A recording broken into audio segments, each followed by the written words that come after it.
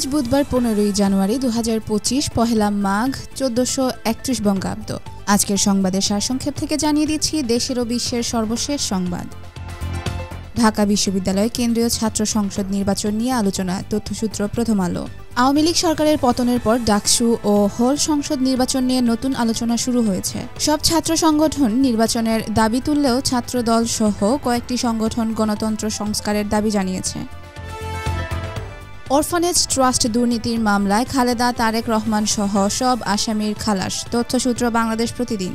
Zia orphanage trust দুর্নীতি মামলায় খালেদা জিয়ার 10 বছরের কারাদণ্ডের রায় বাতিল করে আপিল বিভাগ তাকেও ও তারেক রহমান সহ সব আসামিকে খালাস দিয়েছে।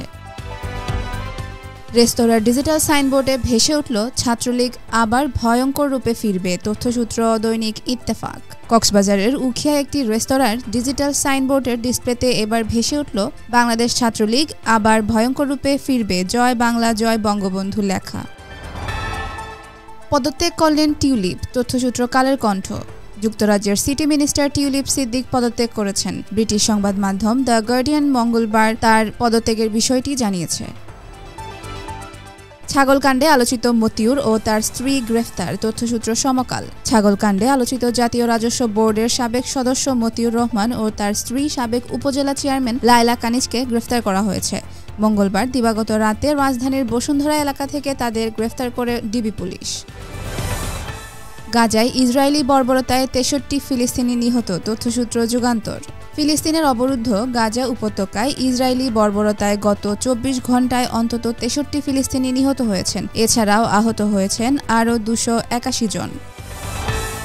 হবিগঞ্জের নবীগঞ্জে আগুন লেগে লক্ষাধিক টাকার ক্ষয়ক্ষতি, তথ্যসূত্র রিল্যাক্স নিউজ 24। হবিগঞ্জের নবীগঞ্জ পৌর এলাকার মধ্যে বাজারের গ্রোথ সেন্টারে আগুনে কয়েকটি সবজির দোকান পুড়ে গেছে, যার ফলে লক্ষাধিক টাকার ক্ষতি হয়েছে। মঙ্গলবার দুপুরে ময়লার স্তূপ থেকে আগুনের সূত্রপাত হয়।